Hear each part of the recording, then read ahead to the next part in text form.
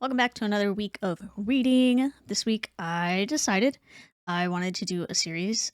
I want to kick off a series. I was really interested in reading fantasy and sci-fi from before the 2000s and focusing on books that aren't seen on BookTube very often, because we have some great creators that have covered a lot of the stuff that's happened in the last 20 years, but I want to go back in time a bit. The first one that I'm hitting is a series, actually, the Black Jewels trilogy, and what drew me to this series was so many people in the ACOTAR community talking about how much comes from the Black Jewels. At least that's what Reddit tells me. So I was very interested in picking it up, and spoiler, I don't think this series at all is related to the Black Jewels. Or is related to ACOTAR. Totally different tone, a lot of different stuff going on. So this is the Black Jewels. We've got Daughter of the Blood. We've got Heir to the Shadows and Queen of the Darkness, all by Anne Bishop. It's a dark series. Like, I was sitting here during the first book thinking, this is darker than Game of Thrones at some point. It's very violent.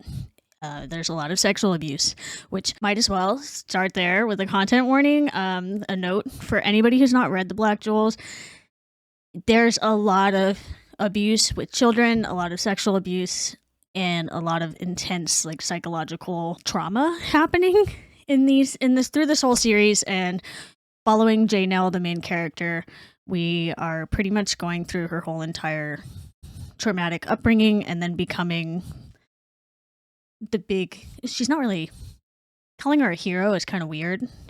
She's more like a goddess figure, I guess. So just following her whole path, she goes through a lot of trauma. She has to do a lot of healing. She still goes through trauma, has to do a lot of healing. All the side characters go through trauma. It's a lot. So just forewarning for anybody who has not read these, that's a lot of the themes that we'll be going over today. We'll start off with some kind of summaries of each of the books. I'm not going to go scene by scene or anything like that, but I'll try to give a pretty in-depth but still high-level version of the plot for each book. So starting with Daughter of the Blood. First off, the magic system. It was pretty interesting. So we have our 13 different jewels, and that's where all of the power from the blood and the witches are. The darker color your jewel is, the more powerful you are. And you can start out at a specific jewel color level, and when you make your offering to the darkness as an adult, you can go up to 3 levels darker. I don't think there's like a higher or lower scale. It's just darker and I get more power. There's also what they call the blood, are the people who wear the jewels. Mostly the men are called the blood. Because the women have different titles. So, and then a jeweled male can be a warlord or a prince. There's also a warlord prince. That got a little confusing a few times. Then there's witches for the women and healers, priestesses, black widows, and then the highest social order are the queens. There's a pretty strong social hierarchy between the jewels and the other titles that you can have throughout this whole series. It's pretty important. But anyway, we start off with Damon and Lucifer, our half-brothers. They are slaves. They are in sexual service to the witches of the kingdom, and it's forced on them. There's this thing called the ring of obedience that they put on the male parts to like send shockwaves of power through and force them to do their bidding. It's pretty dark. So Lucifer and Damon are half-brothers, and they're stuck in this service. They've been stuck in the service for hundreds of years. They find out that there's a prophesied person coming, and that they're going to be very important to that person's growth and overthrowing the system is what they believe. And so they have to just get through the dark parts of their life right now for that. And then we skip ahead like 1700 years, and that's when Janelle is born. And Janelle is our main character here. She's right there. She is pretty young. For the first half of the book, or so. She's 7 years old, and she just kind of pops in and out. She pops into hell, where Damon and Lucifer's father, Satan, is, and he's like, I don't know who you are. I don't know how you got here, but she's a very gifted child is what he gathers, and she's kind of an enigma. Like this whole time, you never get the perspective from Janelle. You always get the perspective from all the characters around her. So it's just everybody from the beginning is very much in awe of Janelle. And so she starts popping into Satan's life. He agrees to, he's the ruler of hell, essentially. And he agrees to teach her magic because she's not good at the basics, but she's good at big things, as I guess a genius would be. She just hasn't been taught the little, like, mechanics, and they think, her family thinks that she doesn't even have power. So it's very early on that you figure out that there's dark things happening at her house and with her family. And as you go along, you finally find out that she keeps getting shipped off to this, like, school for the insane. I can't remember, they called it Briarwood School, I think. It's Briarwood, and it's where unruly women, unruly young girls are sent to be, like, taken care of and retrained. And that's already throwing up red flags all over the place, as we've already seen. There's other scenes that are happening here that are very graphic with Damien and Lucifer and the women that control them. And again, they're sexual slaves, so there's not nice things happening to them at all. And that gets very graphic. There's men being turned into eunuchs, basically, and they call it being shaved. My husband said he knew that word, I guess, from other fantasies before. I've never heard it referred to that in that way before. There's an incredibly detailed scene of that happening at one point. But we don't really get to see what happens to Janelle. That's like kind of the mystery, is you just get hint drops of her withdrawing further into herself, and she tries so hard to not tell Satan what's going on at home, and he just worries about her, but he can tell that something's bothering her. And at Briarwood, we end up finding out that there's a group of men called the Uncles who are abusing the girls there. So, a very timely series for me to read. So by the time we get to, like, the 3/4 of the way into this book, Damon has been through many courts at this point. They can't control him, but they send the witch that kind of controls him, Dorothea. She sends him to the house that Janelle stays at, actually, and he starts to get to know her, and he recognizes immediately that she's the prophesied child that he was waiting for, but he already is struggling with the fact that she's so young. So by the time we get to this point, she's 12 now. So 5 years have passed throughout. And he's struggling with how young she is because he's over 1,700 years old and she is 12. And he knows that he is supposed to be her mate. So that part did kind of rankle me a bit, especially considering the themes with the child abuse going on in the story. But I think Anne Bishop did a okay job at keeping Damon as a friend to her and just trying to help her first, and then they get into a relationship later. Spoiler. If you didn't think there were going to be spoilers, there's going to be tons of spoilers. But anyway, by the time we get to the end of this book, Janelle is brutally assaulted. This is the very last thing that happens. Brutally assaulted. We don't get graphic depiction of that, but it is heavily implied what happened. We see them trying to save her, because when you do that to a witch that hasn't matured yet, it can break their magic, essentially. So they are trying to save her and keep her from going into the Twisted Kingdoms and going insane. She does fall into the Twisted Kingdoms for a bit, and Damon falls in after her. And that is how we end here, but her body does get taken to Satan so he can protect her. And that's how that ends. Then we come into Heir to the Shadows. This one is more like anime filler episode. So everybody has been through a lot of trauma, and we are trying to recover, is basically what's happening in this book. So Janelle wakes up 2 years after her assault. She gets through the Twisted Kingdom, is able to come back, but she knows that Damon is still stuck there, and she leaves little waypoints for him to try to get out as well. So he's still like wandering around in Tyrell, the city he was in, but he's insane, and people know that he's lost to the Twisted Kingdoms. It's like his conscience is wandering through the Twisted Kingdoms while his body is like completely checked out. His mind is checked out of his body, pretty much. So Janelle tries to help him in the Twisted Kingdoms by leaving things behind, but so the 2 years that it takes for her to wake up, and then another like 4 or 5 years passes. There's 13 years through this whole series, from the time that she's 12 until the end of the series. So actually, she started at 7. So what? 18 years? It's a long period of time that goes in these 3 books. Anyway, for most of this book, we have Janelle training and gathering her friends. We started to see her friends in the first book, but they're also kids and powerful witches that are throughout the kingdoms. And she meets kindred that are animals that have like blood powers as well, and brings them to her.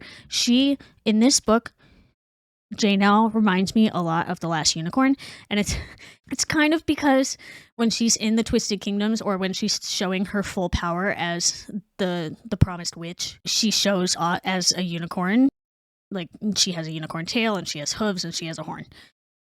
But even without that imagery, she just has that ethereal aura to her, and everybody in the kingdom that has power seems to gravitate towards her. So she's building her circle. It's called the First Circle. It's for her as a queen, other queens that are going to be submitting their power to her, essentially. And that's pretty much what happens in this. At the very end, Damon finally wakes up from the Twisted Kingdoms. It's been 8 years since he fell into that. Very high level, but that's pretty much what goes on in there. And then the third book, the finale, Queen of the Darkness, is Janelle knowing that a war is going to break out between Dorothea and Hecata, who are like the 2 evil witches trying to take over, and trying her best to protect everybody that she can. But she's going to have to come to a point where she realizes that she's going to have to go dark, essentially. So that's pretty much what this one is going over. And then we've got the side story, of course, that I think is where people get the ACOTAR references from, where Damon finally finds her, and they are awkward around each other at first, but then they acknowledge that they're mates, and she finally trusts him, and all this stuff happens. I don't know how to explain it, because Anne doesn't really go into the romance in the way that Sarah J. Maas does. That's not the focus of this story. The focus of the story is not the romance at all. It is a subplot. It is not a romantasy. This is a dark fantasy. Very dark. That's the highest level overview of this series that I can give without giving away like too much of everything. I really enjoyed the books. At first, I was confused because people were saying because of the ACOTAR accusations, but once I kind of let those go and let it be its own story, it was really cool.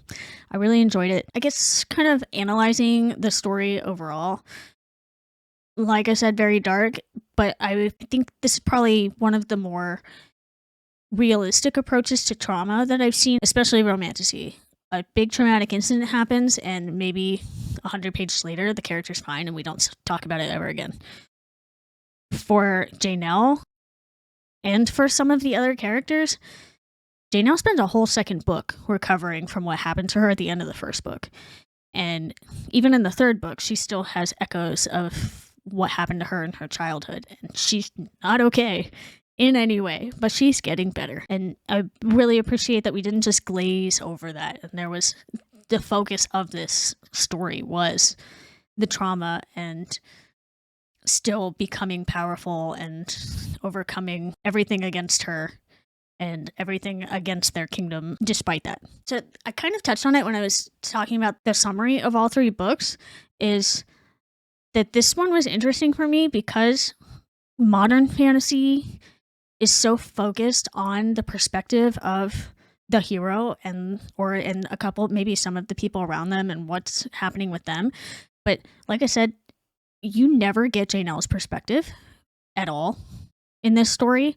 It's told from the perspective of her entire first circle and all of the people supporting her. It's much more interesting to me, I think, because we get more about how everybody else is supporting her instead of like Aelin in Throne of Glass running off and doing whatever Aelin does with no help from anybody, and suddenly she's fixed a problem.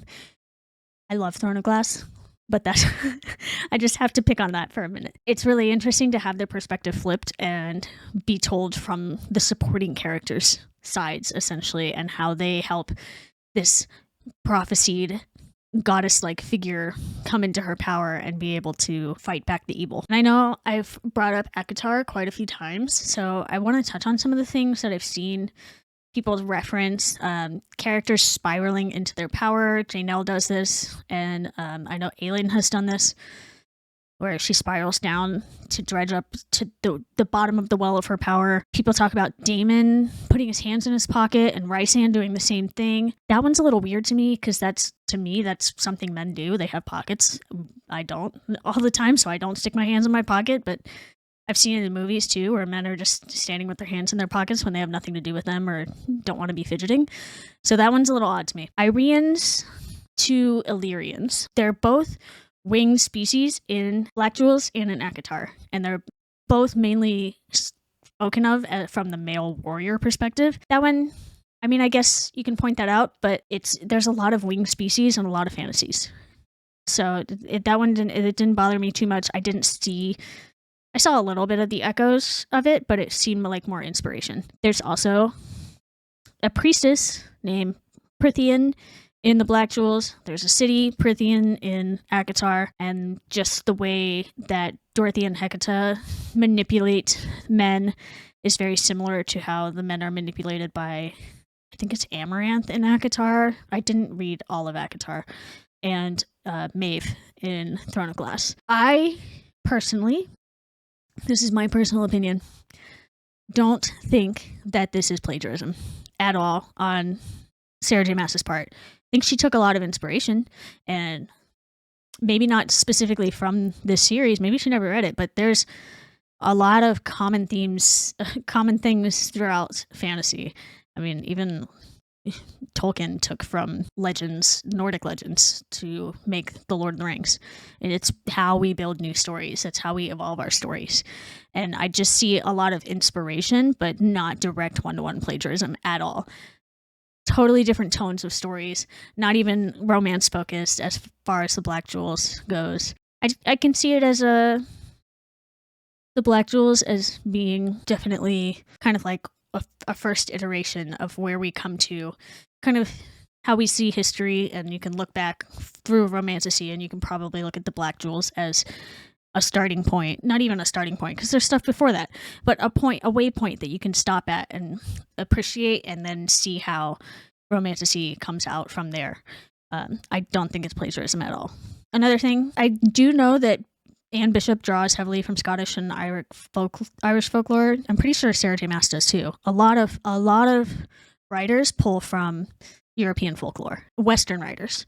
That's the bones of our fantasies. There is one in particular that I was thinking of. They kept describing and keeps describing throughout this series the four-sided triangle that is basically the triquetra, the Trinity knot. So Daemon, Lucifer, and Satan are the Trinity knot that completed with the fourth side of Janelle. Kind of, if they are all together, then the triangle is at its strongest, essentially. And so that was the easiest reference from Celtic mythology that I could that I was able to pull out while I was reading. Then you also see some of the religious kind of iconography in this. I mean, I've already talked about the three multiple times. Satan is Saetan, Satan. Daemon, Daemon, demon. Lucifer. I did immediately recognize those names, and kind of wondered at what, and there might be deeper meanings on there, especially since they're kind of like the dark ones.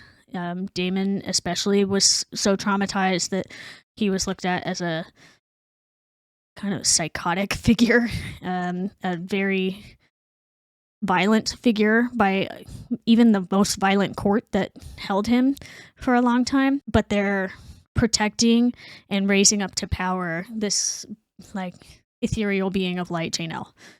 And she kind of turns into a messianic figure with the prophecy of her coming and just how much emphasis there is on her being like this light in the dark for all the people. Some critiques I have for this series. I kind of touched on it going over the overviews. The second book is slow.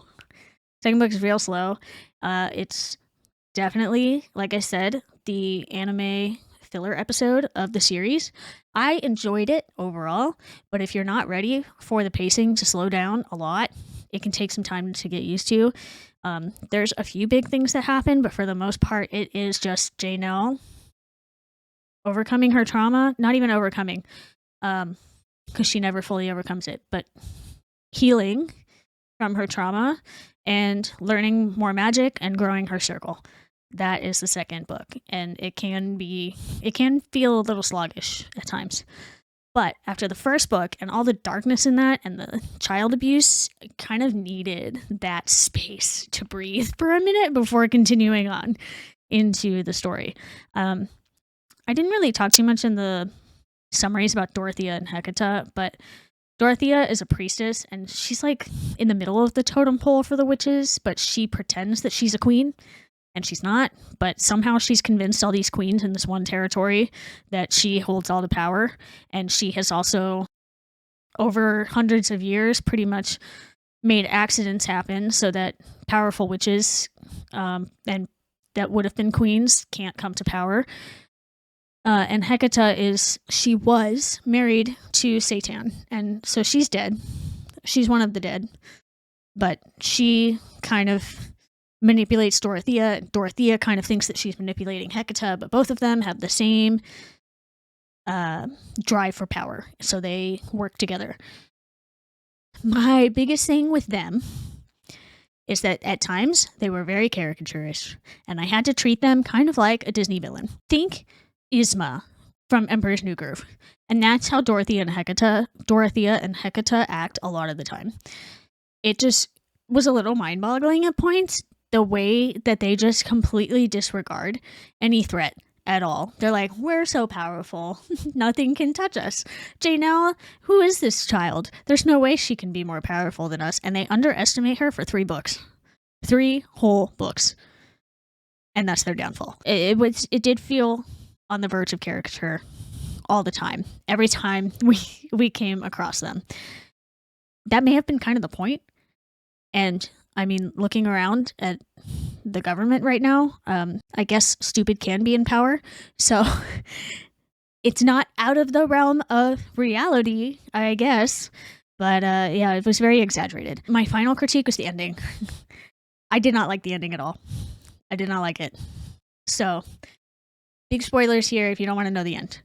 Daemon has to go find Janelle again after she spent all of her power getting rid of Hecata, Dorothea, and all of the bad blood and the bad witches, pretty much. She just kind of is a nuclear bomb that somehow DNA targets, and there's a whole thing about how she's able to target specifically those people with her power. And she goes off, but it almost kills her, and the kindred have to take care of her, the animals with the powers. So for months, it's like 6 months, I think, Daemon doesn't know where she is. But then he finally comes to her, and She's horribly disfigured at this point, but she's still healing, and it's kind of assumed that she will, like, recover. But we've already done this with Damon, is that we already had a whole thing with Janelle of her accepting him after she realizes that he accepts her. And then we do it again at the very end. I guess the only thing I can think of is that she burns out all of her power. She's kind of like, again, I guess I can't stop making the references to Sarah J. Maas because it's top of mind. But Aelin in Throne of Glass uses up every drop of power to the point where she has none of her firepower anymore and just has her little drop of healing from her mother.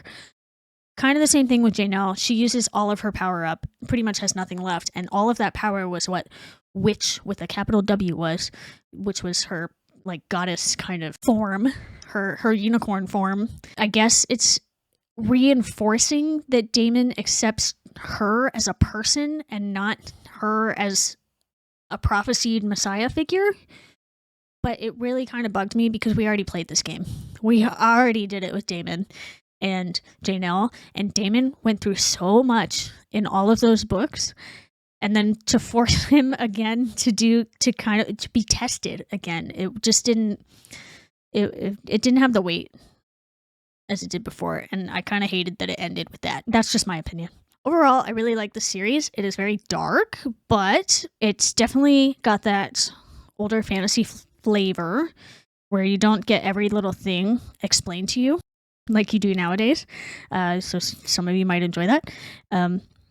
And I just really appreciated the way that the abuse was handled. It wasn't a spectacle in a lot of ways. It was hard to read at times, but there was a point to it.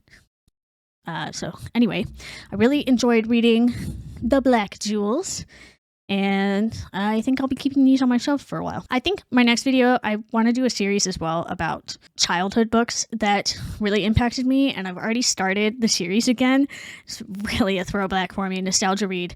It's The Unicorns of Balinor by Mary Stanton, books 1 through 8. They're all maybe like 95 pages. So that's going to be my next video. I hope you enjoyed this one. And if you haven't read The Black Jewels, that maybe you'll give it a try.